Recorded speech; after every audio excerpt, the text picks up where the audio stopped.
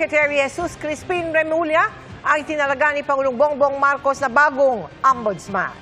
Sa kabila ito ng pagtutol ng ilang kaalyado ni dating Pangulong Rodrigo Duterte. Sabi ng kapatid ng Pangulo na si Senadora Amy Marcos, planchado na ang planong ipakulong si Vice President Sara Duterte dahil sa pag-upo ni Remulla. Pero sabi ng palasyo, magiging patas si Remulla sa pwestong ang trabaho ay magsampa ng mga kaso laban sa mga tiwaling opisyal. Nakatutok si Sandra Aguinaldo. Isang araw matapos isumite sa Malacanang ang pangalan ng mga rekomendado ng Judicial and Bar Council na maging ombudsman, inanunsyo na ang napili ni Pangulong Bongbong Marcos, ang kasalukuyang Justice Secretary Jesus Crispin Remulla.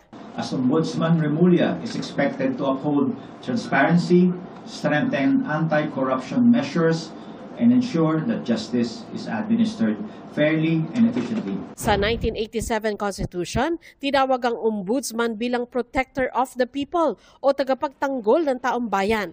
Layo nitong maging corruption prevention arm ng gobyerno at kasama sa trabaho nito ang pagsasampa ng kaso laban sa mga tiwaling opisyal. Sabi ni Presidential Communication Office Secretary Dave Gomez, inaasahang itataguyod ito ni Remulla. There will be no sacred cows, no exemptions, and no excuses. Public office is a public trust, and those who betray it will be held accountable. Papalitan ni Remulla si dating Ombudsman Samuel Martirez na nagretiro noong Hulyo. 7 taon ang kanyang termino na magtatapos sa taong 2032. Ang kanyang appointment, hindi rin kailangan ng confirmation ng Commission on Appointments. Pero sa confirmation hearing kanina, ni retired Supreme Court Associate Justice Jose Mendoza bilang miyembro ng JBC, tinanong siya kung bakit isinama si Remulla sa shortlist. Sa ilalim kasi ng JBC rules, hindi maaring manominate ang isang may kasong kriminal o administratibo. Matatanda ang sinampahan ni Senadora Amy Marcos si Remulla ng reklamo sa ombudsman kaugnay sa pag-aresto kay dating Pangulong Rodrigo Duterte. Sagot naman ni Mendoza, nakakuha si Remulla ng clearance mula sa ombudsman. Surely you're aware that the pending cases were not merely administrative, but in fact criminal. We are aware of that, but he was able to obtain a clearance. Tanong naman ni Senador Rodante Marcoleta, nakonsidera ba ang sworn opposition na isinumite niya at ni Davao City Acting Mayor Sebastian Duterte laban kay Remulla?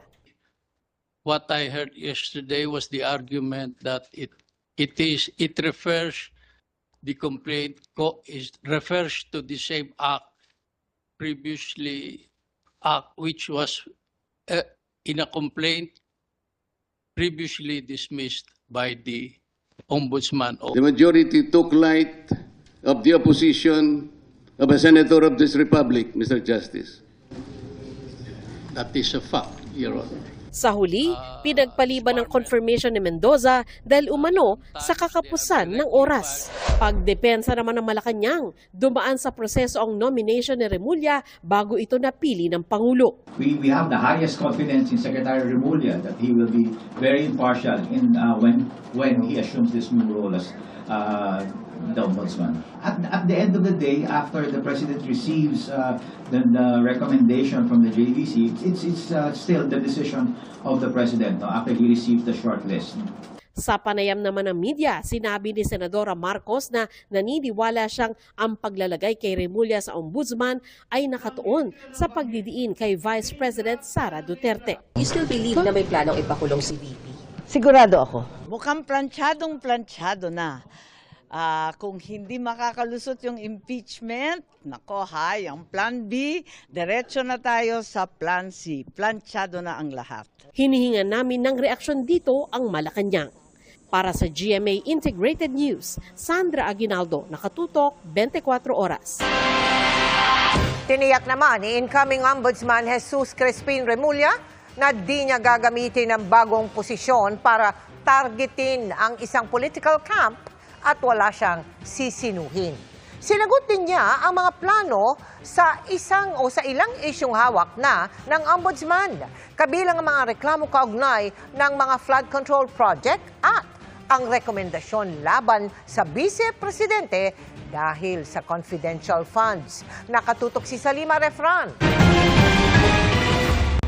We're entering in the midst of a firestorm. Siyempre, then let's sort out this mess that we're in right now. At hanapan natin ang sagot at hanapan natin ang mananagot. Alam ni Justice Secretary Jesus Crispin Remulla ang timing ng kanyang pagkakatalaga bilang bagong ombudsman sa gitna ng kontrobersya sa flood control projects. Ang ICI at DPWH nagsumiti na ng rekomendasyon sa ombudsman para sa paghahain ng mga reklamo sa mga may kaugnayan sa anomalya. Pero bago pa man makaupo sa kanyang bagong tungkulin, hinaharang na ito ng kapatid ni Pangulong Marcos na si Senadora Amy Marcos at ilang pang kaalyado ni Vice President Sara Duterte. Sabi ni Marcos, ang paglalagay kay Remulla sa ombudsman ay nakatuon sa pagdidiin kay Vice President Sara Duterte. Pagtitiyak ni Remulla, It will not be weaponized. Sisiguraduhin ko sa lahat yan. Wala itong sisinuhin. Ang trabaho ng ombudsman para sa buong Pilipinas, hindi sa isang kampo ng politika. Kaya wala tayong sisinuhin dito. pero alam din ni Remulla na isa sa kanyang hahawakang issue bilang ombudsman ay ang issue ng confidential funds ni Vice President Duterte. Matatanda ang isinumite sa Ombudsman ang committee report ng House Committee on Good Government and Public Accountability na nag-imbestiga sa paggamit ng confidential funds ng bise at nagrekomenda ng paghahain ng plunder charges laban sa kanya. Nandiyan na yan eh. Actually, nandiyan na naman sa Ombudsman ang mga report na yan. At bubuklatin natin. Pag-aaralan at tatanungin natin yung mga may hawak doon ngayon. Mga may hawak at yung may tungkulin na hawakan ng mga kasong yon bago tayo dumating. Bago raw i-anunsyo ang kanyang appointment, kinausap ni Pangulong Bongbong Marcos si Remulla sa Malacanang. Sabi niya, yung accountability of public officers, pangalagaan mo talaga. At hinahanap ng taong bayan yan. At ako naman siyempre, yun naman ang hinahanap kong trabaho eh. Yun ang aking hiningin trabaho sa kanya. Kaya nagkasundo naman kami dyan sa bagay na yan. At marami pang iba na kinakailangang gampanan para mapabuti natin ang takbo ng ating bansa. Sinabi rin noon ni Remulla na kung magiging ombudsman, handa siyang bigyan ng access ang media sa mga salin ng mga opisyal ng gobyerno basta't may safeguards sa data privacy law. Nais rin ni Remulla na makatuwa ang ordinaryong mamamayan sa lifestyle checks sa mga nasa gobyerno. Oras na umalis na sa DOJ si Remulla, tatayong officer in charge ng DOJ, si Undersecretary Frederick Vida. Nakadakdang manumpa bilang ikapitong ombudsman ng Pilipinas si Remulla sa Huwebes. Magsisilbi siya ng fixed term na 7 taon o lalampasan pa ang termino ni Pangulong Bongbong Marcos na nag-appoint sa kanya. Matatanggal lamang si Remulla sa pamamagitan ng impeachment. Para sa GMA Integrated News, Salima Refran, nakatutok 24 oras.